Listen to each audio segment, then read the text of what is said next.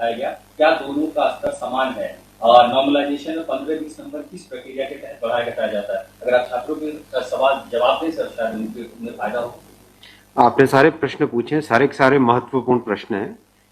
मैं इन सारे प्रश्नों को एक एक करके लेता हूं। सबसे पहले लेवल 1 में 2 स्टेज एग्जाम क्यों? 1,25,00,000 के आसपास स्टूडेंट्स ने अप्लाई किया है। इतनी बड़ी संख्या में देश भर में अगर रिक्रूटमेंट करना है तो आपको एक लेवल के एग्जाम से, सिंगल एग्जाम से करना बहुत मुश्किल है। फिर भी हम इसको री एग्जामिन करेंगे। इतनी बड़ी संख्या में 1,25,00,000 कैंडिडेट्स अगर हो तो कैसे उनको एक साथ सेम तरीके से same level of hardness of question की, ये सब करना अति डिफिकल्ट। आप सब इस प्रक्रिया से गुजर चुके हो, आप भी समझते होंगे। इसलिए इसके दो, एक प्रीलिम एग्जाम और उसके बाद में एक कंप्यूटर बेस्ड टेस्ट 2 इस तरह से करके किया गया। वो नोटिस में लिखा गया था कि अगर जरूरत पड़ी, अगर परिस्थिति हुई तो उसके 2 लेवल किए जाएंगे। पहला ये। दूसरा, आपका प्रश्न कि 10+2 में ग्रेजुएट्स को कैसे अलाउ करें। देखिए, किसी भी एग्जाम में मिनिमम क्वालिफिकेशन का स्टैंडर्ड होता है, मैक्सिमम क्वालिफिकेशन का नहीं होता है कभी भी। ये कानूनन कॉन्स्टिट्यूशनल व्यवस्था में हम लोग काम कर रहे हैं। कॉन्स्टिट्यूशनल व्यवस्था के हिसाब से हम मिनिमम प्रिस्क्राइब कर सकते हैं, मैक्सिमम प्रिस्क्राइब नहीं कर सकते। तो 10+2 के लिए जो क्वालिफिकेशन वाला स्केल है, उसमें अगर ग्रेजुएट बैठे तो उसको रोकने का हमें कोई अधिकार नहीं है, किसी को कोई अधिकार नहीं है। अगर कोई नया इसके बारे में कोई नया न्यायपालिका की तरफ से कोई चीज आती तो अलग बात है, लेकिन हमारे पास कोई अधिकार नहीं है इसका। दूसरा विषय था ये। तीसरा विषय आपने रखा समय का। देखिए, शुरू में इसके लिए जो इस एग्जाम को कंडक्ट करने के लिए एप्लीकेशंस आई, दोनों के दोनों एग्जाम्स में 1 करोड़ से ज्यादा applications I.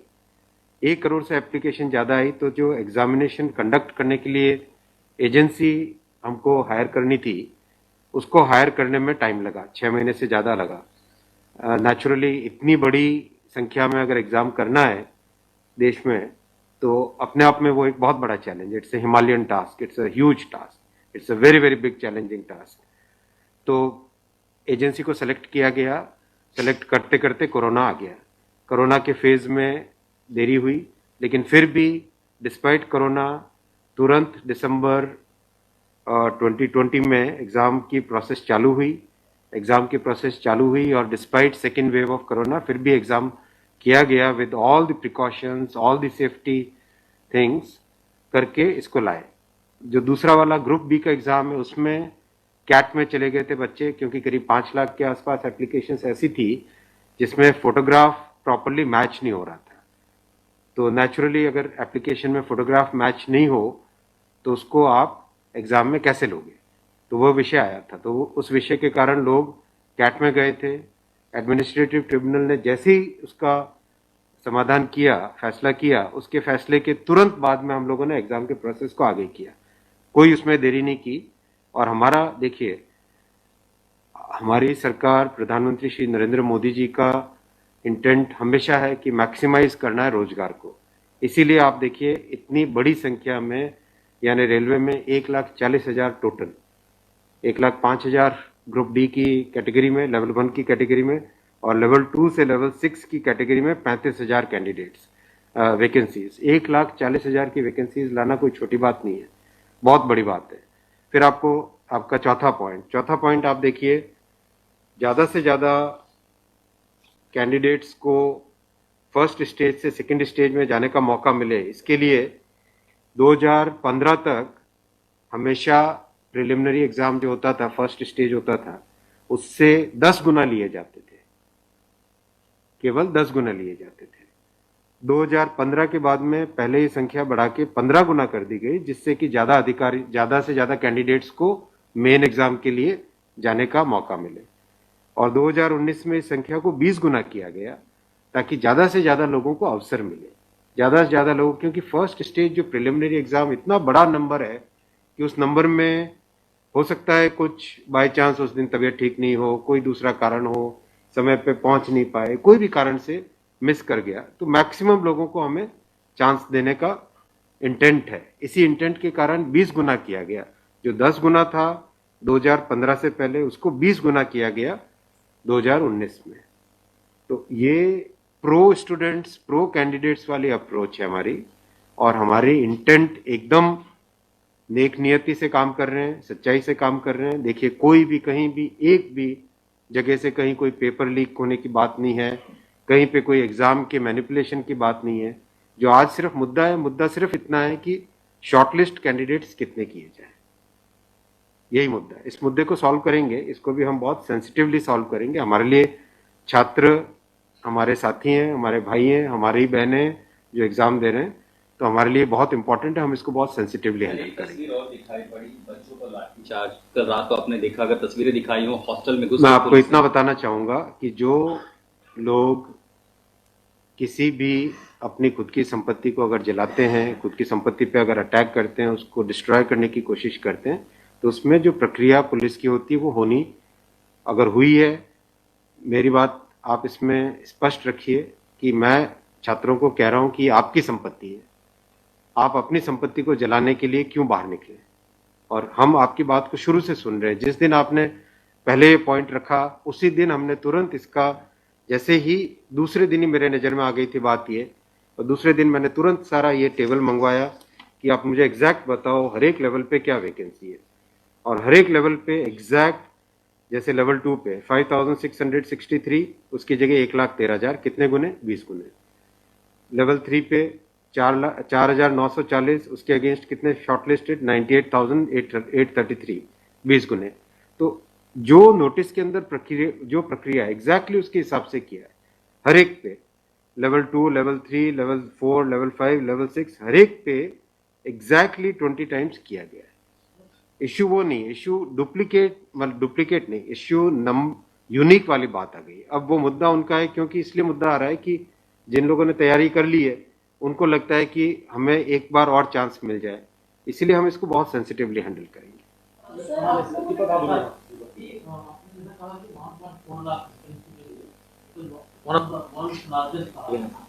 As of now, how many recruitment has happened, and by when all these things will be done? Because it was announced. यही तो रिक्रूटमेंट चल रहा है। देखो, इतना मैसिव, मैं आपको पूछूं कि वर्ल्ड का सबसे बड़ा एग्जाम कौन सा है? वर्ल्ड का अगर, या इंडिया का भी अगर बड़े एग्जाम्स देखें, तो बड़े एग्जाम्स में जेई बहुत बड़ा एग्जाम होता है, सिविल सर्विसेज बहुत बड़ा एग्जाम होता है, स्टाफ सिलेक्शन कमीशन का बहुत बड़ा एग्जाम। इन सब एग्जाम्स में एप्लीकेशंस की संख्या होती है 5 से 7 लाख, 8 लाख, 10 लाख। यहाँ 1 करोड़ एप्लीकेशंस है। आप ये तो देखिए ना कि कठिन कितना है।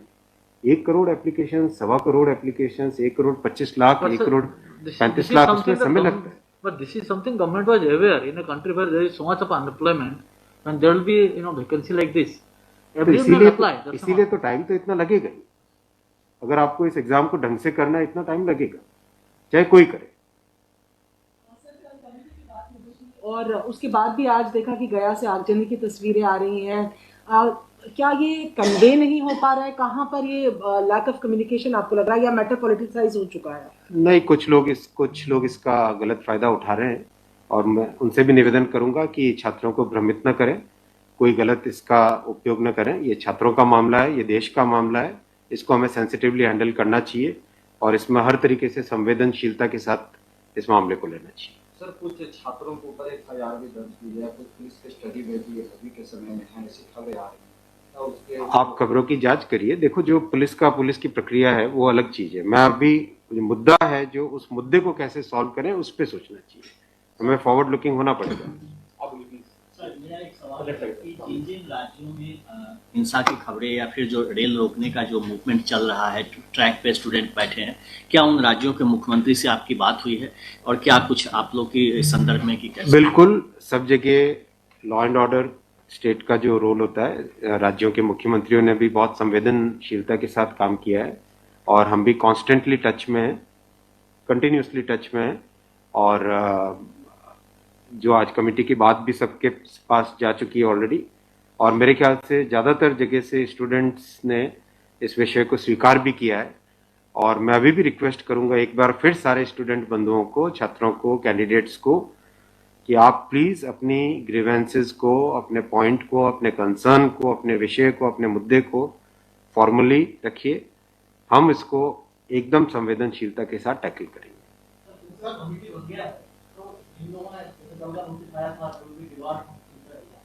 Will that also be considered because they did not know that this is going to happen?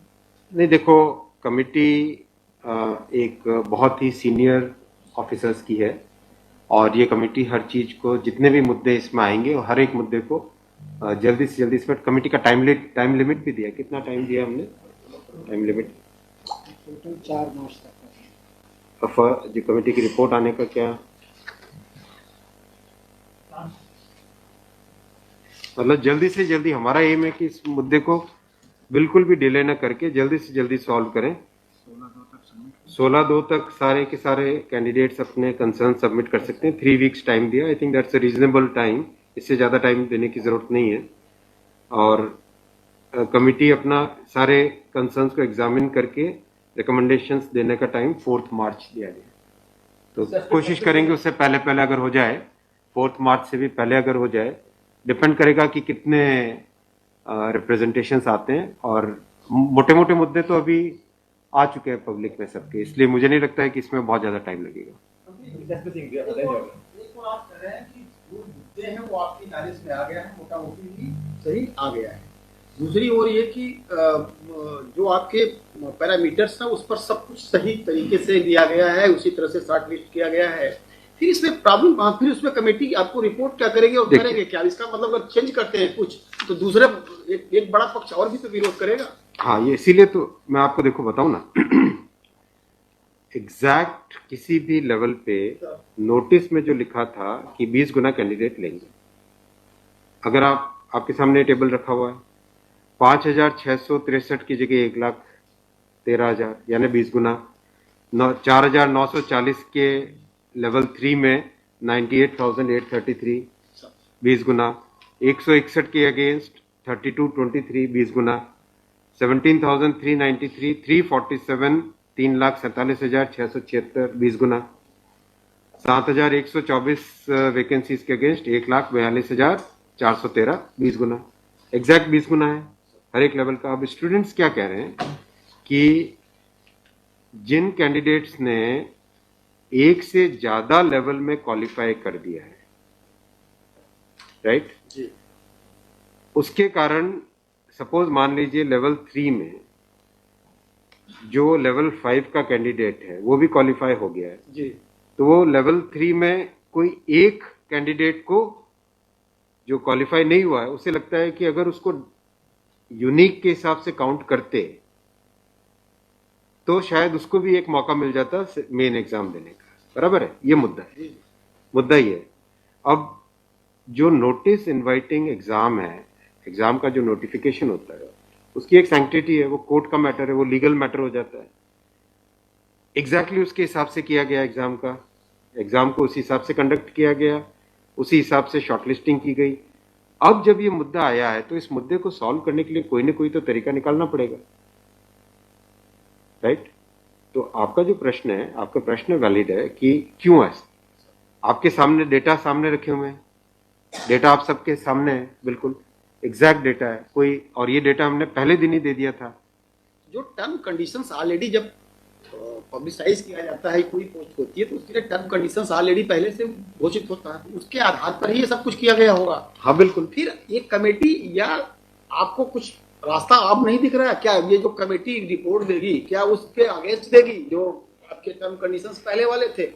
बात वही है ना कि आपकी बात, तो फिर लोग कोर्ट जाएंगे। हाँ, बात वही होगा जो नहीं, अपने को तरीका ऐसा सॉल्व करना पड़ेगा, कोई तो ऐसा तरीका निकालना पड़ेगा जिससे कि जो लोग शॉर्टलिस्ट हुए हैं उनका भी करियर इफेक्ट ना हो, उनके प्रोस्पेक्ट्स भी कमजोर ना हो, और जो लोगों की ग्रीवेंस है उस ग्रीवेंस को तो एड्रेस करना पड़ेगा ना।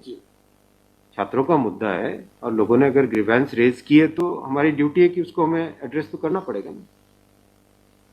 लेकिन आप देख रहे हैं आपके सामने ये टेबल है, एग्जैक्ट हर एक लेवल पे 20 टाइम्स है एग्जैक्ट। ये आप टेबल आप सब लोग देख लीजिए। और ये हमने जैसे ही शॉर्टलिस्टिंग हुई, कुछ लोगों ने मुद्दा उठाया, तुरंत मैंने आरआरबीज को क्लियर बोला था कि ये एग्जाम हमारी तरफ से एकदम ट्रांसपेरेंटली होना चाहिए और हर जगह एग्जैक्ट ये सब नंबर्स रखे गए। सवाल अगर आपके धन्यवाद। ठीक है। Thank you so much.